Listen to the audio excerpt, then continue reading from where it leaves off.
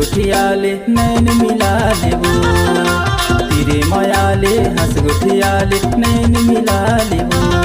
आना आना आना आले माया फंसा लेबो, आना आना आना आले माया फंसा लेबो। तेरे मायाले हंस गुठियाले नैन मिला लेबो, तेरे मायाले हंस गुठियाले नैन मिला लेबो।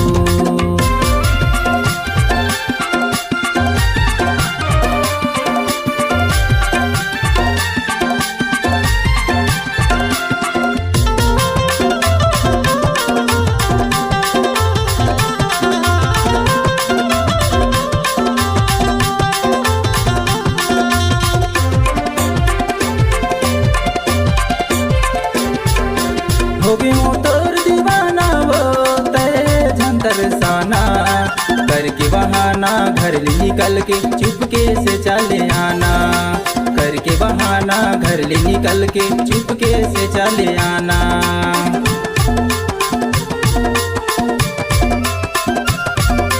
हो गई हूँ तोर दीवाना वो तेरे झंतर साना, करके बहाना घर ले निकल के चुपके से चले आना, करके बहाना घर ले निकल के चुपके से चले आना। आना आना आना आले माया फंसा लेबो, आना आना आना आले माया फंसा लेबो। तेरे मायाले हंस गुठियाले नैन मिला लेबो, तेरे मायाले हंस गुठियाले नैन मिला लेबो।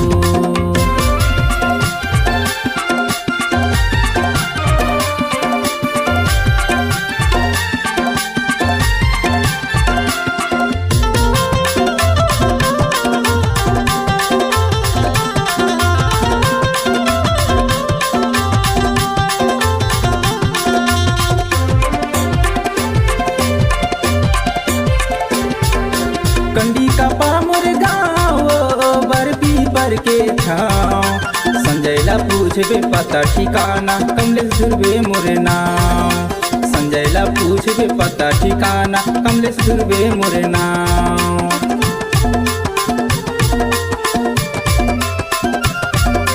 कंडी का पामुर गाँव बरपी पर के छाँव, संजयला पूछबे पता ठिकाना कमलेश ध्रुवे मोर नाम, संजयला पूछबे पता ठिकाना कमलेश ध्रुवे मोर नाम। आना आना आना आले माया फंसा लेबो, आना आना आना आले माया फंसा लेबो।